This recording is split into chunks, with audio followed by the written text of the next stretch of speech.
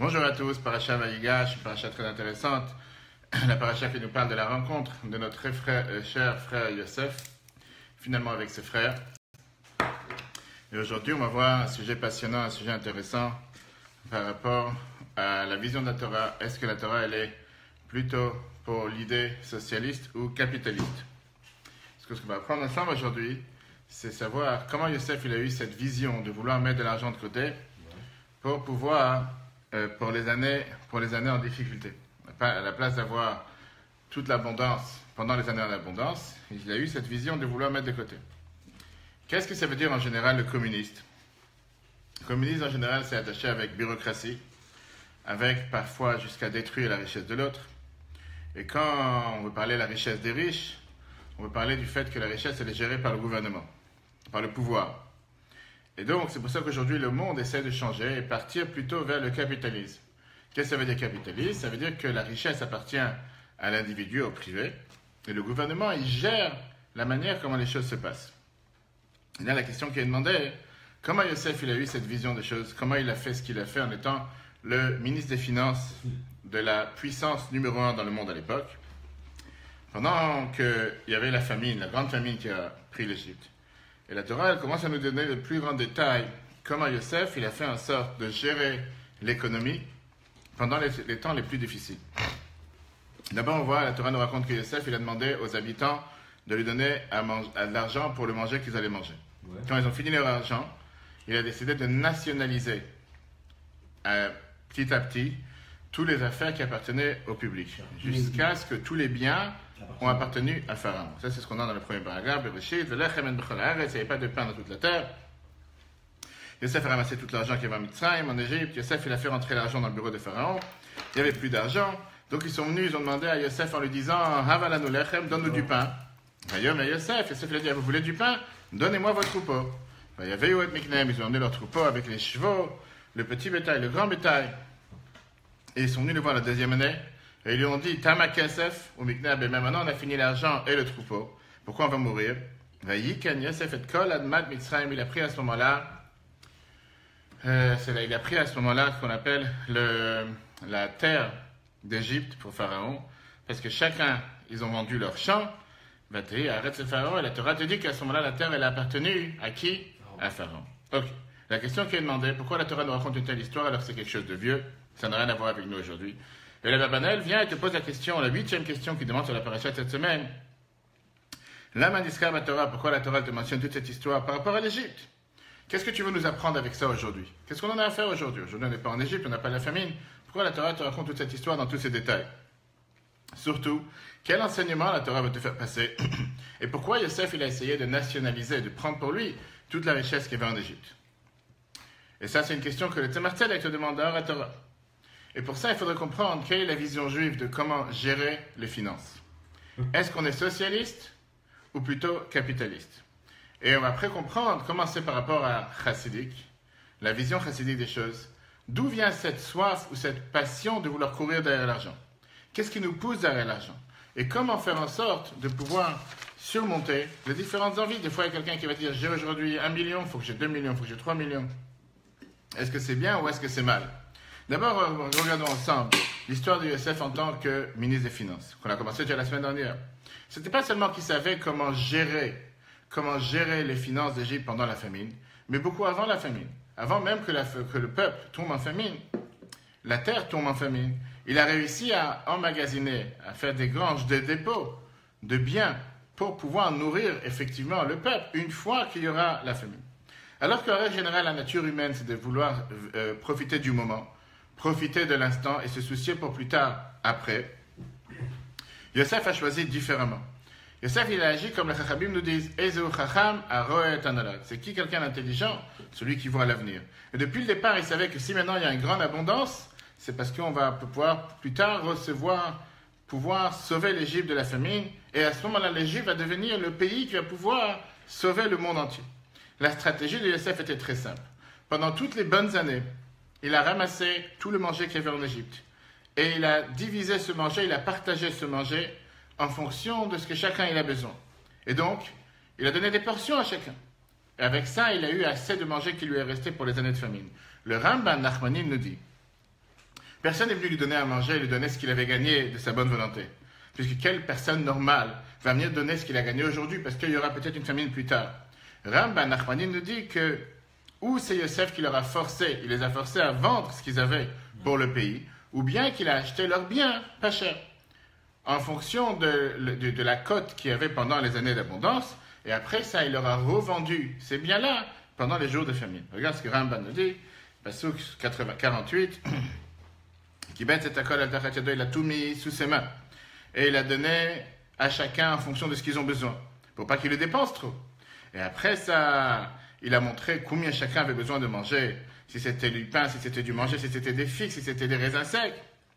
Et après ça, il leur a revendu pendant les années de famine les biens qu'il avait achetés d'eux pendant les années d'abondance, ou bien la deuxième idée de dire qu'il a tout pris par force. Il a tout nationalisé. D'accord? La question qui est demandée est la suivante. D'où Yosef a eu cette idée? De mettre de côté pendant l'abondance pour les années de famine. Plus que ça. Pourquoi Pharaon et l'Égypte sont associés avec lui? Ils ont agi main dans la main avec lui. C'est quelque chose qui est contre la nature humaine en général, de vouloir détruire 7 années de richesse, 7 années d'abondance pour les 7 prochaines années, que tu ne sais même pas s'ils vont arriver ou pas. Qu'est-ce qu'il y a? Parce que quelqu'un t'a raconté une histoire basée sur un rêve qu'il va avoir plus tard 7 années de famine. Pour ça, pendant les 7 années d'abondance, tu mets de côté. Imagine-toi aujourd'hui que l'économie fleurit en Amérique, dans l'Europe, et que Monsieur le Président va dire, puisque peut-être il y a certains délinquants juifs qui est venu et qui m'a dit qu'il y aura plus tard 7 années de famine, je vais mettre aujourd'hui de côté pour les 7 années que je ne sais même pas s'ils vont arriver. En général, c'est le contraire. Chaque gouvernement dépense sans limite, sans s'inquiéter de qu'est-ce qui va se passer avec la dette, qu'est-ce qui va se passer dans 5 ans, dans 10 ans, dans 15 ans. Et là, pourquoi ils ont agi? Pharaon et les Égyptiens, ils ont été d'accord de jouer le jeu, si on peut dire, ensemble avec notre cher Pharaon. Les commentateurs nous disent que Yosef, il a appris ça par rapport quand il a interprété les rêves de Pharaon. Yosef, il a compris que les rêves ne sont pas là en train de nous dire seulement une famine qui va venir, mais ils nous donnent un ordre concret, comment se préparer pour les jours de la famine. Les commentateurs te disent que alors Rabbi Chaim Ben Attar, te dit que Yosef, il s'est basé sur la hashgacha pratit, providence divine. Yosef, il s'est dit, pourquoi Dieu a envoyé ses rêves à Pharaon? Juste pour le déranger. Plus que ça, basé sur ce que le Baal Shem Tov nous dit, que chaque chose qui se passe dans le monde, on doit tirer un enseignement pour la vie de tous les jours. Le rêve est venu chez Pharaon pour lui dire comment agir, comment être actif, comment se préparer maintenant pour les années de famine qui vont venir plus tard. Le Rabbi rajoute, en disant que Yosef, il a appris ça des détails du rêve. Comme on l'a dit la semaine dernière, Pharaon, il a vu dans son rêve qu'il y avait les vaches maigres, grosses, à côté des vaches maigres. Et après, il a vu que les vaches maigres se sont levées, ils ont mangé les vaches grosses. Yosef, il n'a pas compris. Pourquoi tu avais besoin d'avoir les vaches l'une à côté de l'autre? Qu'est-ce que tu gagnes avec ça? Pour te dire que les vaches maigres, les années de famine, sont apparues après seulement les années d'abondance. Alors si c'est comme ça, qu'est-ce qu'ils ont besoin d'être les unes à côté des autres? Yosef, il s'est dit, parce qu'on a besoin de faire en sorte que les années d'abondance soient prêtes à côté des années de famine. Ça veut dire que pendant les années d'abondance, il faut se préparer pour les années de famine qui vont venir plus tard. La preuve, c'est concrètement, comme on sait aujourd'hui, que Yosef, il avait, pas seulement c'était un génie, il a réussi à être le meilleur ministre des Finances qui existait à l'époque. C'était le seul qui a réussi à faire en sorte, le seul pays qui a réussi à survivre la famine, c'était l'Égypte. Il est devenu celui qui était le fournisseur national et international. Et c'est comme on l'a dit tout à l'heure, Yosef a été capable d'utiliser tout ce qu'il a emmagasiné pendant les années d'abondance pour le bien de l'Égypte, pour le bien du monde, pour le bien de l'humanité. Grâce à ça qu'il a eu cette idée génie, que pendant les années d'abondance, il était capable de mettre de côté pour les années de famine. Et la question qu'on a demandé au départ, quelle était cette stratégie qu'il a eue de pouvoir amasser une telle fortune pendant les années d'abondance? Est-ce que c'était ce qu'il fallait faire? Bien sûr que nous, on le sait, on connaît la fin de l'histoire. D'où il a eu cette idée? Et surtout comprendre quelle est la vision de la Torah par rapport à gérer les finances d'un pays, ou gérer les finances en général. Et comme on a dit tout à l'heure, est-ce que la Torah elle est pour le socialisme ou bien le capitalisme? Au passage, avant de rentrer dans la réponse, Yosef, il n'a pas seulement agi de cette manière. Yosef, il a fait quelque chose d'autre. Avant d'avoir nationalisé tous les biens du pays d'Égypte, il a aussi fait passer, fait voyager, fait déménager les habitants d'un quartier vers un autre quartier. La Torah nous dit que Ve'ataham et Viroto, le peuple, il a fait passer d'un pays à l'autre. Alors, il y en a qui disent que de là, les communistes, ils ont appris comment faire avec les juifs en les envoyant au fin fond ici dans la ville, qui jusqu'à aujourd'hui, les panneaux sont écrits en yiddish dans certains endroits à Birobidjan, la frontière avec la Chine. Mais le but de Yosef, Rashi nous dit, il y avait deux buts. D'abord pour leur dire que puisque vous avez vendu vos terres, vous avez vendu vos biens à Pharaon, vous êtes des simples locataires, plus rien ne vous appartient. Et deuxièmement, après quand il va faire venir ses frères, et quand ses frères vont venir des citoyens en Égypte, personne ne pourra leur dire vous êtes des étrangers ici. Parce que Yosef va leur dire, tous les Égyptiens sont des étrangers ici, puisque chacun il n'habite pas dans l'endroit qui peut dire mes parents, mes grands-parents, mes arrière-grands-parents habitaient ici. Ok, quel est le débat qu'il y a entre les socialistes et les capitalistes? Les dernières centaines d'années, le monde en général débat sur quelle est la manière logique, la manière la plus adaptée pour pouvoir gérer les finances. Est-ce que toutes les finances doivent appartenir dans les mains du gouvernement, ou bien vaut mieux tout privatiser et faire en sorte que ce soit les citoyens, les gens simples, que eux gèrent le pays. Et il y a un pour et un contre dans chaque idée. Quand tu parles du socialisme qui vient du mot la société, le socialisme penche beaucoup plus pour l'idée que tout doit dépendre du gouvernement. Puisque le gouvernement a toute la richesse, automatiquement, il peut donner quelque chose à part égale à tous ses citoyens, peut donner des plus grandes allocations, elle peut aider beaucoup plus pour l'éducation, et donc ça fait que tout le monde est égal et il n'y a pas de différence. Le grand manque du socialisme, c'est quoi? C'est qu'à ce moment-là, il n'y a plus de productivité, il n'y a plus d'intérêt pour l'être humain de vouloir travailler pour le pays. Parce qu'en règle générale, quelqu'un qui a un propre ego, chaque humain veut s'enrichir soi-même et s'enrichir pour ses enfants. Le fait de capitaliser, ou le fait de nationaliser tout pour le pays, les gens ne sont pas intéressés à travailler pour le gouvernement, pour l'État. Les gens sont intéressés à travailler pour eux-mêmes, ce qui fait qu'automatiquement, le produit n'est pas de haute qualité. Deuxièmement, il y a moins de compétition. Et troisièmement, il y a moins envie de travailler, parce que de toute façon, je suis assisté, de toute façon, je suis aidé, qui a eu le but d'aller se prendre la tête pour travailler pour l'État. Je fais travailler pour moi-même, puisqu'il n'y a aucun but, puisque l'État nationalise tout et les choses ne sont pas privatisées, j'ai aucun but d'aller chercher, me prendre la tête, à contrer la concurrence, à innover, à fabriquer, à être créatif, etc. L'assurance d'avoir un travail. Oui et non, sauf que tu resteras toujours un mouton, ce qu'on appelle. Tu ne pourras jamais grandir. Tu auras toujours ta portion, tu auras toujours tes allocations, tu auras toujours tout ce que tu as besoin. Mais ça s'arrête là. Le jour où tu veux devenir un millionnaire ou un milliardaire, tu n'auras pas le droit, tu ne pourras pas le faire. Pourquoi? Parce que de toutes les façons, n'importe quelle grande richesse appartient au gouvernement. L'idée contraire, c'est le capitalisme. Le capitalisme vient du mot tête, capital, qu'à l'époque, pourquoi ça venait sur le fait qu'on vendait les têtes de taureaux, les têtes d'animaux, les têtes de bœuf par personne. Le capitalisme est basé beaucoup plus sur l'idée de transformer la richesse du pays, la richesse de l'État, en privatisation, quelque chose de privé. Laisser le libre marché se gérer soi-même. La logique derrière cette idée, c'est que puisque le marché sait très bien se comporter comme il faut, et le fait qu'il y a l'offre et la demande, et le fait qu'il y a une compétition forte, automatiquement, on va toujours faire en sorte de garder les prix bas, qui vont automatiquement faire gagner les citoyens. Et ce n'est pas par hasard qu'on est aujourd'hui, le lendemain de la réforme de taxes la plus massive qui s'est passée dans les derniers 30 ans aux États-Unis, qui est passée au Congrès américain hier, que Donald Trump a réussi, le président américain, à faire descendre les impôts pour les sociétés américaines et pour les gens qui ont des moyens en Amérique à un niveau sans précédent depuis 30 ans. Son idée derrière, qui est très, d'après ce qu'on est en train de voir avec Yosef, ça reprend exactement le même de Yosef, donne beaucoup plus de pouvoir aux sociétés privées, capitalistes, à ceux qui ont la possibilité de pouvoir s'enrichir de manière privée. Grâce à ça, ils vont payer beaucoup moins d'impôts, mais ils vont pouvoir créer beaucoup plus d'emplois, ils vont pouvoir avoir beaucoup plus de concurrence, et automatiquement, il y aura plus de gains pour l'État que de faire comme les socialistes ont fait en France il y a quelques mois, de vouloir augmenter les impôts au maximum pour que tout revienne à l'État, et après, on a vu le contraire. Ok. Le problème, il est que même avec le capitalisme, il y a aussi un souci. Pourquoi? Parce que parfois, avec une telle idée d'un tel capitaliste, tu peux avoir ce qu'on appelle un capitaliste qui se conduit comme des animaux, qui veut dire, tu peux avoir amassé la richesse dans un groupe, dans le plus petit groupe de citoyens, parce que pas tout le monde est capable de créer de la richesse. Et tu peux voir aujourd'hui, clairement, dans le monde dans lequel on vit, que c'est pas seulement des inégalités, le fait qu'aujourd'hui tu peux avoir une difficulté énorme dans beaucoup d'endroits du monde à ouvrir un petit commerce. Que ce soit une petite épicerie, que ce soit un magasin d'ordinateur, que ce soit un magasin tout court. Pourquoi? Parce que tout est racheté par les grands groupes. Et donc, ces grands groupes eux-mêmes sont rachetés par les plus grands groupes, que eux te vendent les habits, que eux te vendent les portables, que eux te vendent l'essence, que eux te vendent tout. Et donc, automatiquement, même quelqu'un qui veut créer sa propre petite richesse, il ne pourra jamais plus s'élever beaucoup plus que son petit salaire. Et donc, il y a un pour et un contre, que ce soit dans le socialisme, que ce soit dans le capitalisme.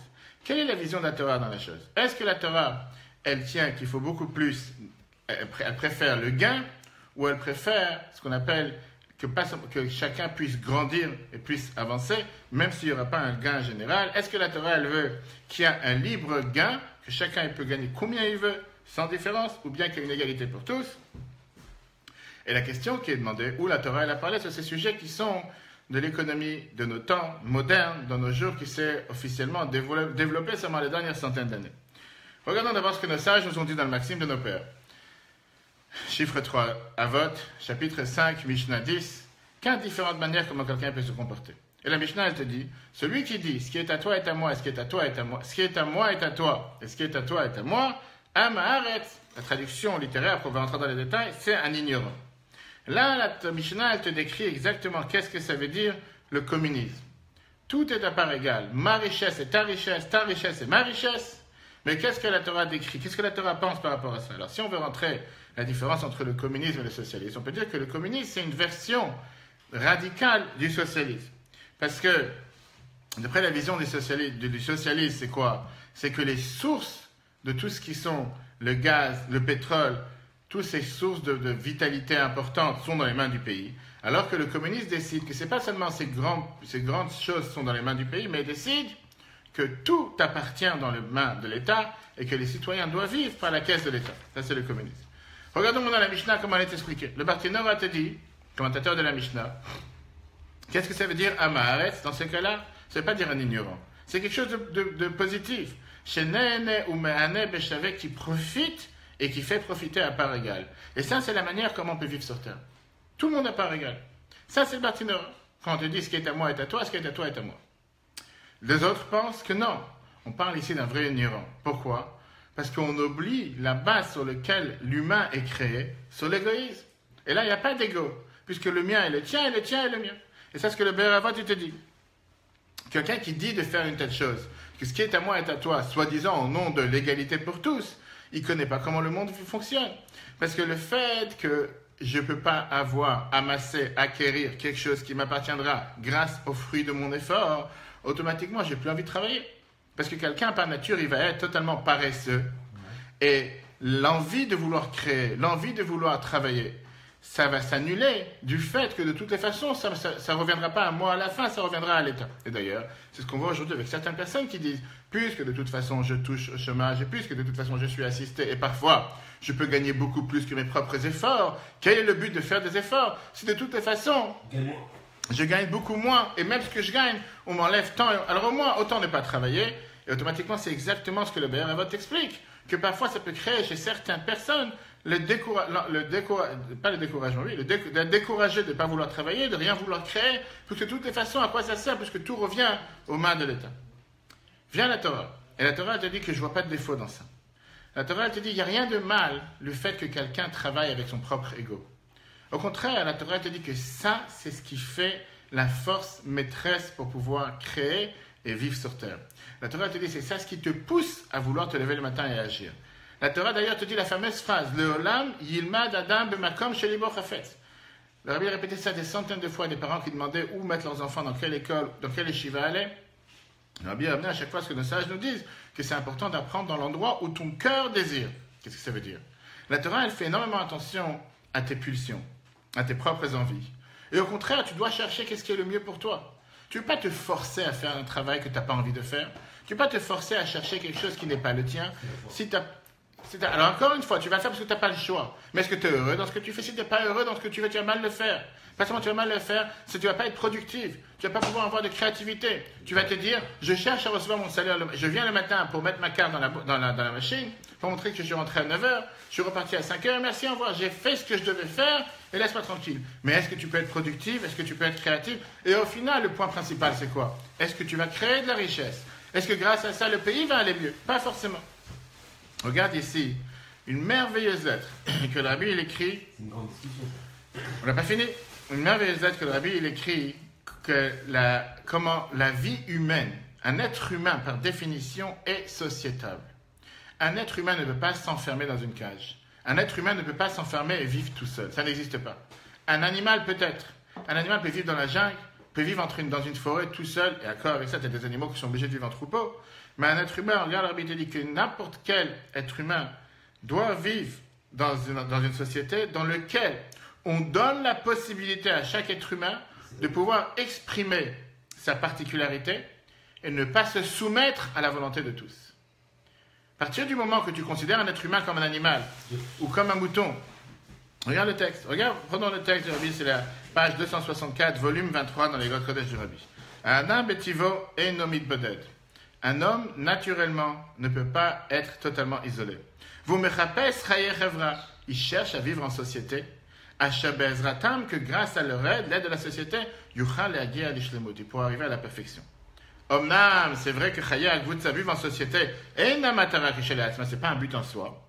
Et la Shlav ve'achana, c'est une étape, et une préparation et un moyen, le pituach à individualiyut va'ichidut shebechol echad, pour développer l'individualité et le singularisme qu'il y a dans l'intérieur de chacun d'entre nous. C'est d'un côté, on doit vivre en société, mais grâce à la société, développer mon individualité, mon moi-même, qui je suis et ma perfection, avec ma créativité. Ayachid, Motse, regarde la phrase que la Bible emploie, c'est tellement fort.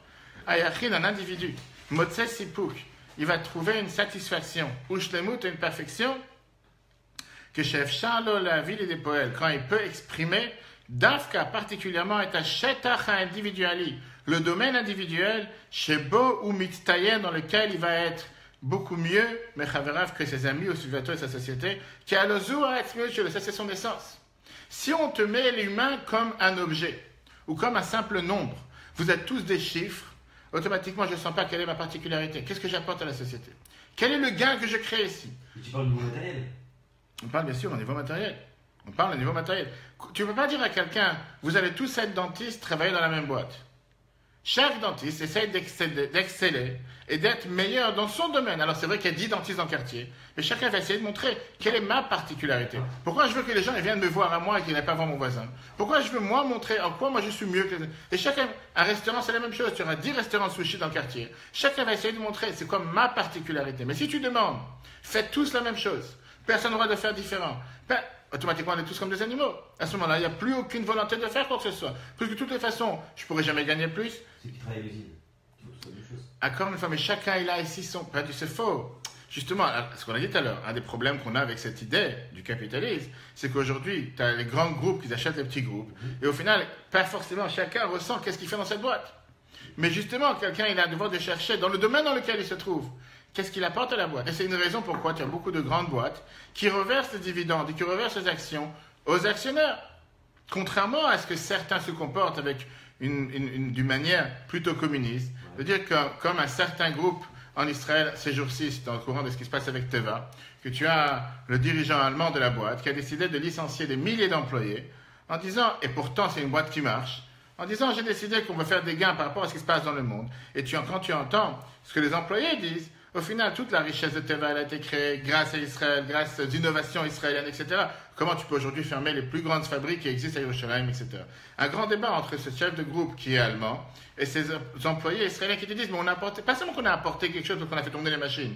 Toute l'innovation est venue d'Israël. C'est pas le moment de discuter maintenant en long sur ce sujet-là, mais c'est exactement le débat qu'on a ici entre le socialisme et le capitalisme. La Torah ne mentionne nulle part un modèle d'achat, que ce soit un achat par le gouvernement, par l'État ou collectif. Le Talmud, par contre, toute la Gemara, elle est basée sur l'achat individuel. Tous les détails et tous les débats que la Gemara te mentionne, c'est en fonction de comment quelqu'un gère sa richesse de manière personnelle. On voit ça aussi comment la Torah nous le mentionne par rapport aux patriarches, comment ils ont réussi dans leur richesse et comment ils ont amassé une énorme richesse. Qu'est-ce qu'on voit de tout ça? Que la Torah, en aucun cas, est contre le fait que quelqu'un a le droit de devenir riche et de devenir même richissime, d'avoir sa propre richesse. Alors, Elle n'est pas contre ça. Elle n'est pas du tout contre, au contraire, elle pousse la personne à vouloir s'exceller, à vouloir agir et réussir de la meilleure manière. Le problème, c'est qu'on a dit tout à l'heure, c'est quoi le problème de capitalisme? C'est le fait d'avoir un capitalisme extrême dans lequel la richesse est amassée dans la main de quelques individus, au lieu que ce soit amassé dans la main de tout le monde. Là vient la perfection de la Torah. Parce que la Torah, elle te dit, elle crée justement un système pour que la richesse ne soit jamais amassée dans la main de quelques individus. Et la Torah, en poussant l'innovation, la créativité individuelle, elle fait en sorte que la richesse soit toujours de niveau égaux pour tout le monde. D'où on sait ça? Regarde la Shemitah. C'est quoi la Shemitah? La 7e année ou le Yovel? C'est quoi la Shemitah dans laquelle on te dit que la 7e année, le septennat, toutes les dettes financières étaient annulées? Et on te donne la possibilité de commencer ta vie à nouveau. Plus que ça, l'année du jubilé, le Yovel, on te disait que les champs, la vente des champs était annulée et ils retournaient à leurs patrons qui les ont vendus. Et donc la Torah, elle te donne la possibilité de recommencer à zéro, de mettre le compteur à zéro pour recommencer à faire des affaires avec tes propres champs. À plus que ça, on sait que Rambam, dans les lois de vente, chapitre 14, on voit comment les sages obligent le Bedin, le tribunal, à se mélanger dans le commerce et faire en sorte de faire attention aux prix. Que si jamais les prix sont trop élevés ou quelqu'un va exagérer avec les prix, de faire en sorte que personne ne va acheter pour faire descendre les prix. Et donc si on veut résumer la vie de la Torah sur le meilleur moyen de gérer les finances, la Torah te dit c'est le capitalisme avec sous réserve. Capitalisme avec condition. D'un côté, la Torah, elle tient que chacun peut amasser une richesse personnelle pour donner la possibilité et le pouvoir à une personne qui est égoïste de s'efforcer à travailler, de s'efforcer à créer, de s'efforcer à être créative. De l'autre côté, la Torah, elle crée un système de protection pour que le capitalisme ne sorte pas qu'il soit plus sous contrôle et qu'on a quand même cette part égale par rapport à la société. Revenons maintenant à notre cher Yosef. Yosef, il a décidé de nationaliser la richesse égyptienne et de faire sortir cette richesse de tout ce qui appartenait à chaque individu, apparemment contraire à ce qu'on vient de dire. Il n'y a pas une explication dans le sens simple du verset pourquoi il a fait une telle chose, mais il y a une explication chassidique. Et c'est important d'abord de rajouter un point important. Une fois que Yosef il a nationalisé les terrains égyptiens, il a laissé les Égyptiens en tant qu'employés dans leurs champs. Et la chose particulière, c'était quoi? Qu'il leur a même permis de prendre 80% pour eux-mêmes et de donner des gains seulement 20% à Pharaon. Alors que le terrain appartenait à Pharaon. Et eux, ils étaient des simples employés dans le terrain qui appartenait à Pharaon.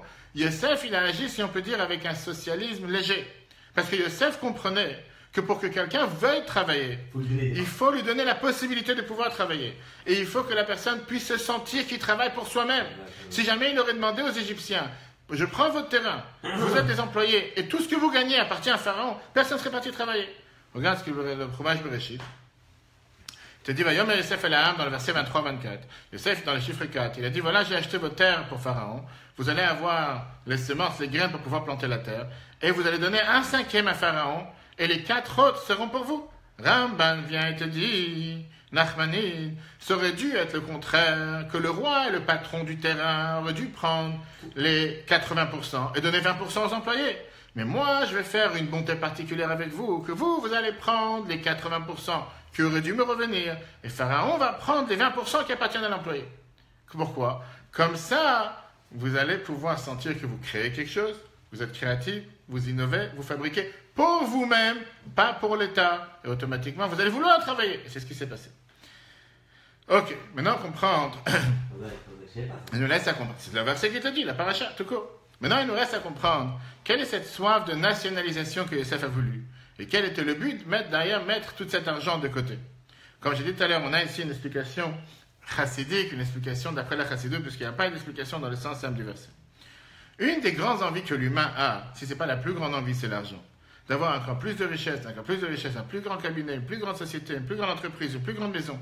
Quelle est cette motivation que nous avons de chercher derrière la richesse? Pourquoi on ne peut pas se suffire avec ce qu'on a? Est-ce que tout c'est pour avoir de la pachute, vivre clairement bien sur terre?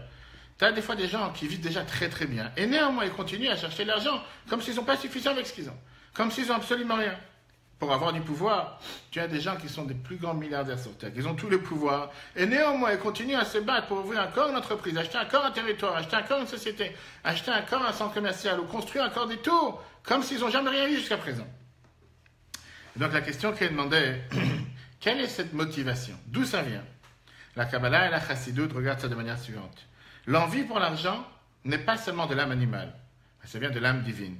La Neshama veut réparer l'argent. Le Harizal nous dit que chaque créature que Dieu a créée sur terre a de l'énergie, pas solaire, l'énergie divine à l'intérieur. Et notre rôle, c'est de vouloir faire éclairer cette énergie pour l'élever vers la spiritualité. La source de ces étincelles vient du fait que quand Dieu a créé le monde, il y a eu ce qu'on appelle Shirat HaKelim, qui étaient les récipients pour pouvoir recevoir cette divinité, a explosé. Donc il y a eu des étincelles divines qui se sont répandues dans le monde entier. Et notre devoir, c'est de vouloir élever ces étincelles vers l'Akdusha. Et comment on le fait? Très simple. Chaque fois qu'on mange, qu'on fait une bracha sur le manger, qu'on prend une pièce, qu'on met dans la tzedaka, on est en train d'élever l'étincelle qu'il y a dans cette pièce, élever l'étincelle qu'il y a dans ce manger, l'attacher avec Dieu. Et ça, c'est l'idée pourquoi la personne, l'humain, cherche toujours d'avoir des gains en plus. Parce que la neshama, elle veut avoir le plus d'argent pour diriger cet argent vers le bon côté. Faire avec ça ce qu'il faudrait faire, comme c'est écrit dans le chiffre 5. Mais il faut diriger. 100%, j'allais terminer. Tu as le libre arbitre, c'est comme tout. Dieu, il te met tout sur terre. Tu peux faire avec ça le meilleur possible, mais tu peux faire ça le pire possible. Mais ça, c'est l'humain. Mais le but principal, pourquoi Dieu a fait ça, c'est pour le bien. Pardon. Néanmoins, tout est dans ton libre arbitre. Tu peux très bien faire tout à fait le contraire. Tu veux prendre cet argent pour faire du mal sur la planète. Qu'est-ce qu'on va faire? Chacun son libre arbitre. Maintenant, on va comprendre pourquoi Yosef il a réussi à nationaliser les biens égyptiens. Puisque la terre d'Égypte était la terre la plus importante du monde. Et puisque là-bas, il y avait une concentration massive de cette énergie divine qui était en Égypte. Et donc la Kabbalah nous dit au contraire, la Kabbalah nous explique que la majorité des étincelles divines qu'il y avait dans le monde étaient répandues sur la terre d'Égypte. 202 sur 283 étincelles, 288 pardon. Yosef, il a fait tous ses efforts possibles pour ramasser l'argent égyptien, pour pouvoir le diriger vers le bon endroit et l'utiliser avec la bonne cause. Et d'ailleurs, la Gemara nous raconte quelque chose de merveilleux. Avant qu'on est sorti d'Égypte, on va voir ça dans quelques semaines, on a demandé aux Égyptiens des ustensiles en argent, des ustensiles en or. Et avec ça, on a reçu des cadeaux, des trésors que Yosef avait amassés en son temps, 210 ans plus tôt. Et c'est quoi ces trésors? C'est ces mêmes trésors qu'on a utilisés pour construire le Mishkan, le temple de Dieu juste après. C'est-à-dire que le fait, on voit ici comment la roue elle tourne, le fait que Yosef a décidé de mettre de côté la richesse pour pouvoir l'utiliser pendant les années de famine, il y a eu tout un tournant et l'argent égyptien du pays qui est considéré la nudité de la terre est arrivé au summum du bien pour pouvoir l'utiliser après pour construire la maison de Dieu. C'est que si jamais Yosef n'aurait pas eu cette idée de le faire, on n'aurait jamais pu avoir l'argent pour construire l'Égypte aurait été pauvre. Et l'Égypte aurait été pauvre. L'Égypte aurait été pauvre, je ne sais pas ce qui serait passé à l'Égypte. Regarde ce que le Torah te dit dans la Gemara Psachim. Gemara Psachim 119a te dit que Yosef a ramassé tout l'argent d'Égypte. Et après, ça, quand on est sorti d'Égypte, on a pris des Égyptiens l'argent et l'or de cette richesse-là. Maintenant, on comprend le but pourquoi Yosef il est descendu en Égypte, pour élever tous ces étincelles divines qui étaient descendues en Égypte, pour les élever au niveau le plus élevé. Le Rabbi, avec ça, il explique plusieurs questions. Premièrement, pourquoi on voit que la Torah elle répète sans arrêt que Dieu il demande au peuple juif d'aller demander aux Égyptiens des ustensiles en argent et en or avant de sortir de là-bas? Alors que c'est totalement, pas seulement inadapté, tu te sens mal à l'aise. Et c'est pas ça qui va créer de l'antisémitisme dans le monde, qu'on va dire qu'on a volé des biens égyptiens par ruse. Mais encore une fois, le but était ici d'élever les étincelles divines qu'il y avait en Égypte pour les monter dans l'Akdusha. Alors, il dit, c'est pour ça qu'on voit combien de fois les tzadikim, à travers les générations, en commençant par Yaakov, ont fait attention à leur argent de manière la plus extrême.